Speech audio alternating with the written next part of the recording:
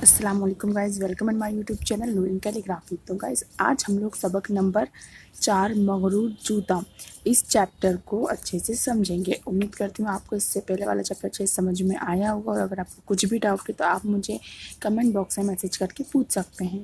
اور اگر میری ویڈیو آپ کو اچھی لگے تو پلیز گائز لائک کرنا مت بھولیے گا، اور اگر آپ نے میرا چینل ابھی تک سبسکرائب نہیں کیا ہو تو please guys subscribe my channel.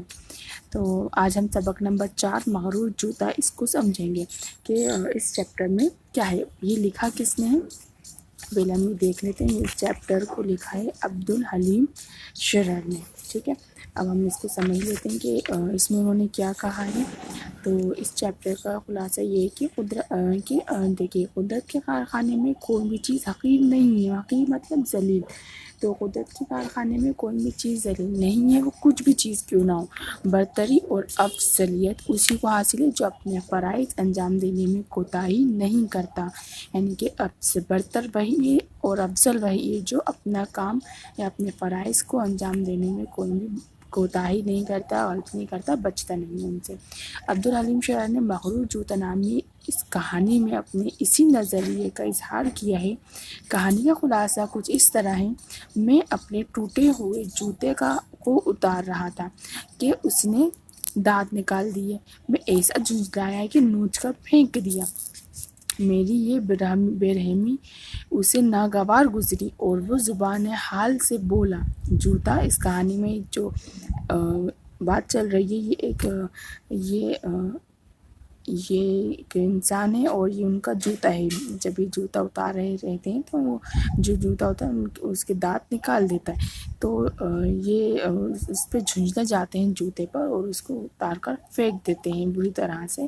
تو جو جوتا ہوتا ہے وہ بول پڑتے ہیں کہ آپ کو میری ضرورت نہیں رہی ہے تو نکال دیجیے، مگر یوں ذلیل کر کے تو نہ نکالیے۔ اس کے اس غرور پر مجھے ہنسی آ گئی اور کہا، کیا دنیا میں تجھ سے بھی زیادہ کوئی ذلیل شے ہے؟ ہر وقت پاؤں سے کچلا اور روندا جاتا ہے اور ہمیشہ راستے کی نجاستوں میں آلودہ رہتا ہے۔ ہم سب کبھی کہتے ہیں کہ ہماری جوتیوں کا صدقہ ہے، اس وقت تجھے انتہا درجے کی نفرت سے دیکھتے ہیں۔ کسی کو ذلیل کرنا ہو تو اسے تیری مار ماری جاتی ہے، اس لیے تو نہایت حقیر اور ذلیل ہے۔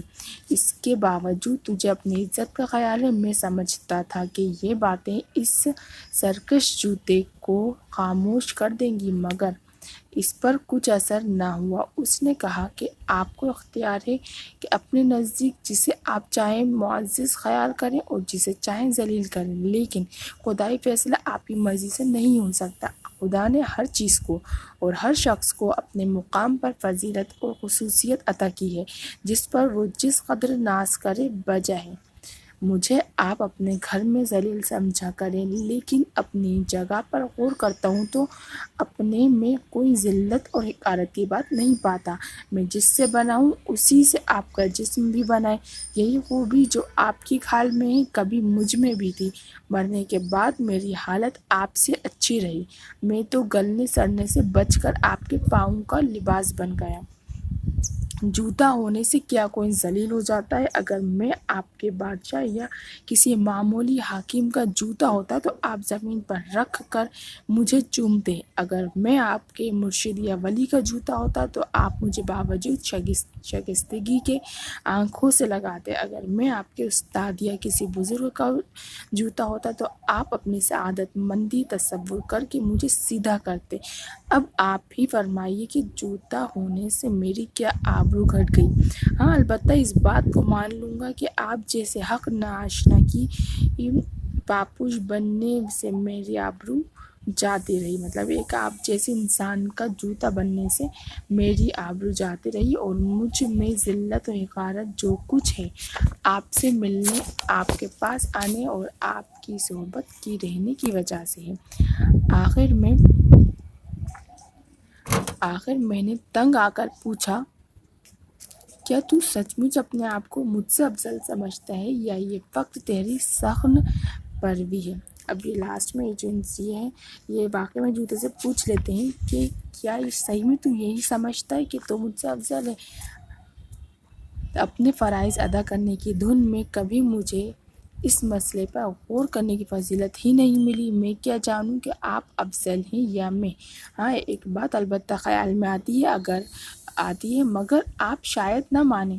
تو میں نے گھبرا کر پوچھا، وہ کون سی بات ہے؟ جواب ملا، اپنے فرائض سے زندگی کو جس شخص جتنی عمدگی اور مستعدی سے بجا لائے اسی قدر اسے افضل ہونا چاہیے۔ اپنے فرائض ادا کرنے میں نے کبھی کوتاہی نہیں کی۔ آپ نے جب اور جو کام لینا چاہا میں نے بنا عذر کے کیا۔ آپ برے کاموں کے لیے گئے، ایذا رسانی اور مخلوق کو آزار پہنچانے کے لیے، لوگوں کو تکلیف پہنچانے کے لیے روانہ ہوئے اور مجھے پہن کر گئے۔ میری طرف سے آپ کی فرما برداری میں ذرا بھی کمی نہیں ہوئی اگر ہو تو بتائیے۔ مجھے ان باتوں سے تکلیف ہوئی مگر میں نے اطاعت سے منہ نہ موڑا۔ میں نے ہر طرح سے مصیبتیں جھیلی مگر آپ کی نافرمانی نہیں کی۔ اب اس کے مقابلے میں آپ اس کا ثبوت دیں کہ آپ بھی اپنے فرائض زندگی کو بے عذر و بے تامل ادا کرتے ہیں۔ اب میں بالکل لاجواب تھا۔ اس کی یاد نے زندگی